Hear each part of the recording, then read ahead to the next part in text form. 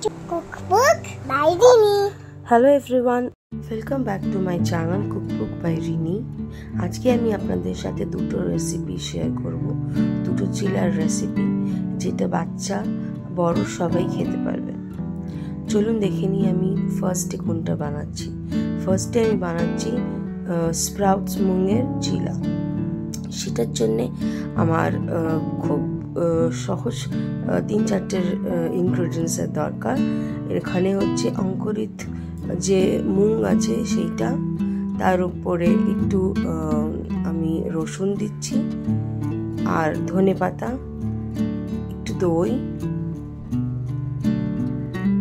অল্প একটু চালের গুঁড়ো উপর থেকে আমরা অ্যাড করছি, আর চাইলে আপনি এটার মধ্যে গোলমরিচ গুঁড়ো অ্যাড করতে পারেন বা কাঁচা লঙ্কা। এবার স্বাদ মতো নুন অ্যাড করলাম, ধনে জিরে গুঁড়ো, বাস। এবার এটাকে ভালো করে ব্লেন্ড করে একটা পাত্রে আমি এটাকে ট্রান্সফার করে দিচ্ছি।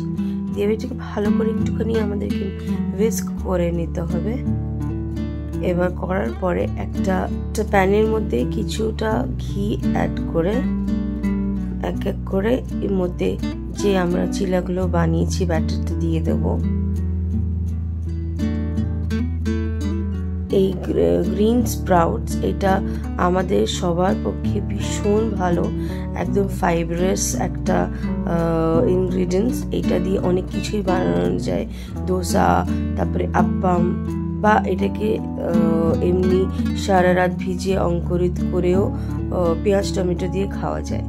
কিন্তু এই একটা রেসিপি, এটা ভীষণ সহজ আর খেতেও দারুণ দুর্দান্ত একটা রেসিপি। এক এক করে এরকম করে আমরা ভেজে নেব, একদম লো ফ্লেমে ভেজে। এবার নিজের পছন্দ মতন চাটনি দিয়ে এটাকে সার্ভ করব। খুবই সহজে তৈরি হয়ে যায় এই রান্নাটা। এরপরে চলে যাচ্ছি পরের রেসিপি। এটা হচ্ছে ওটসের চিলা। এটা আমরা সবাই জানি, আজকালকার দিনে আমরা সবাই এটা খেয়ে থাকি, কিন্তু সহজভাবে কতভাবে করা যায় চলুন দেখে নিই। প্রথমেই ওটস পাউডার, তার মধ্যে একটু অল্প বেসন মিলিয়ে দিচ্ছি, দিয়ে এবার গ্রেট করা গাজর আর ব্রকলি অ্যাড করে ওপর থেকে একটু ক্যাপসিকাম গ্রেট করা দিচ্ছি, দিয়ে এবার ভালো করে এগুলোকে একটা ডিমের সাথে আর একটু গার্লিক পাউডার অ্যাড করছি। আপনারা চাইলে এটাতে কুচি করে গার্লিকও দেওয়া যেতে পারে। আমার কাছে গার্লিক পাউডার ছিল তো দিয়েছি।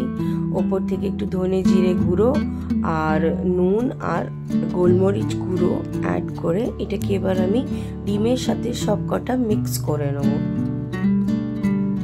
এবার মিক্স করার পরে ওপর থেকে একটু মাইক্রোওভেনে হালকা করে একটু গরম জল করে নিয়েছিলাম, দিয়ে একটা স্মুথ পেস্ট বানিয়ে দেব। এবার বানানোর পরে জাস্ট একটা ননস্টিক প্যানের মধ্যে কিছুটা অলিভ অয়েল বা সাদা তেল দিয়ে এইটাকে একটা করে বা দুটো করে স্কুপের মধ্যে দিয়ে জাস্ট এবার চিলাগুলো বানিয়ে নিন। এই দুটো রান্নাই লো ফ্লেমে হবে। বাস দেখুন আমাদের চিলা এক এক করে রেডি হয়ে যাচ্ছে।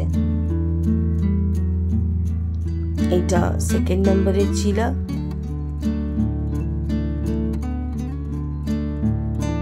আমরা চিলাগুলো বানিয়ে নিচ্ছি।